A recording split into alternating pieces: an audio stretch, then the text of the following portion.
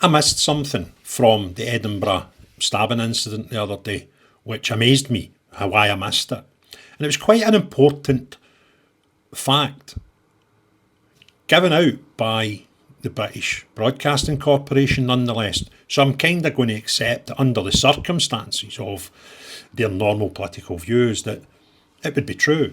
Because if it wasn't true, I can't imagine that outlet putting it out. And that is that the culprit, the man charged, and the suspect in this case had been granted UK citizenship in 2023. Now, they also claim they arrived in the United Kingdom in 2019. So in approximately 4 to 4.5 years, let's give them some benefit of the doubt, this gentleman had managed to obtain British citizenship. And I thought, that's weird. That does not seem possible. So I looked at all the different ways of finding out how you can become a British citizen. And this all leads to one way. And it's only authorised by the Home Secretary at the time. And when this man came in 2023, that Home Secretary was Suella Braverman. And she's rubber stamped this man to be given British citizenship. I cannot see any other possible means, and I'll go through them all in a minute, that this man can get into the country at 16 and get citizenship within 4 years. Because we don't know, although most people are taking it as accepted, that he arrived here as an asylum seeker. Let's say he didn't. Let's say he came here as a normal migrant, doing all the paperwork before he comes, being accepted, arriving in the country. There is only one instance where that route would allow you to be given your citizenship in less than that timescale. And that would be if you were on the Global Talent Visa. Now, the reason being, the Global Talent Visa, you can apply for indefinite leave to remain. That is, you can stay here forever, after 3 years. So bang on the 3rd anniversary, you need to wait 12 months, like all cases, after you've been given indefinite leave to remain. You would need to wait 12 months before you were allowed to apply for citizenship. So let's say you were a brain surgeon and you were on the Global Talent Visa. That's for exceptional circumstances. Science, digital tech, arts research, that sort of stuff, right? Superstar. You could be on that, and after 3 years, you could apply to get indefinite leave to remain. And then in another 12 months, apply for your citizenship.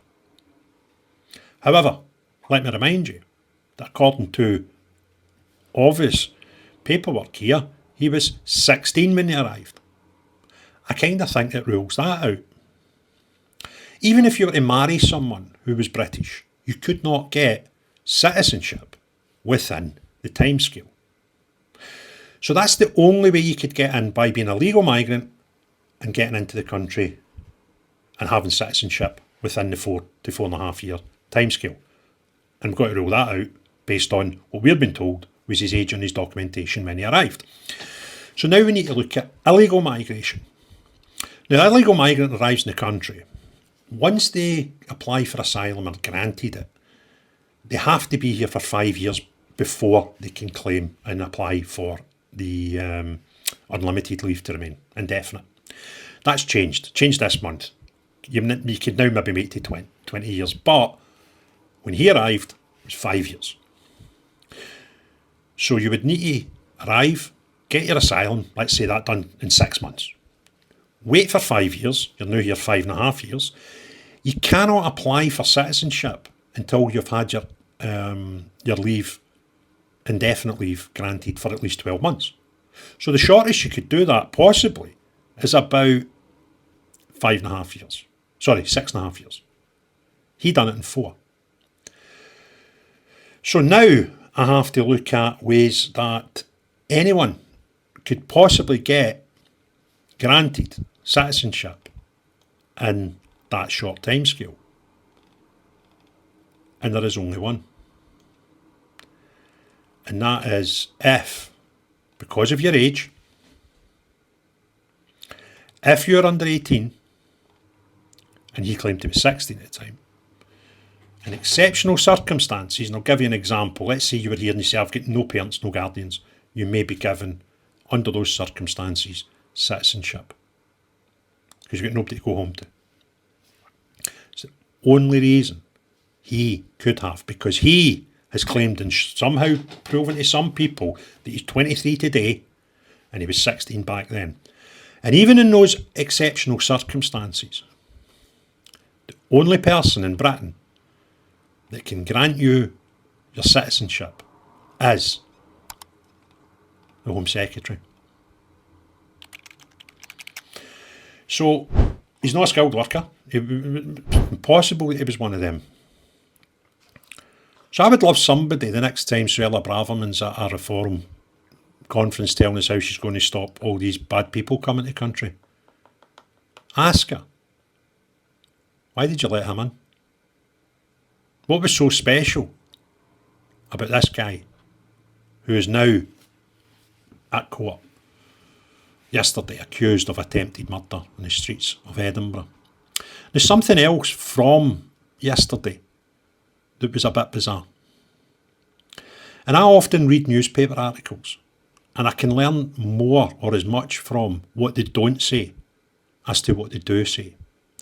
Now yesterday, all the reporters that were at court all heard what went on in that court, every single word. But they didn't report on every single word. They told us his name. They told us what the man was charged with. But bear in mind that that man would have been taken from a police cell to court. He was under detention. Now, before those court proceedings finish, the court have to hear and decide what happens to him after that, because it would not be unusual for a lawyer to ask that his client was released from custody because of whatever. And they would have a discussion and a decision about where that man would go. Go and find me one single newspaper, one single news outlet that described what was to happen to that man after the court proceedings were finished yesterday, and you will find none. But they would have heard where he went, and he's not in jail. That man was taken to hospital. Now, it might be an institution hospital, but I kind of think that's pretty key.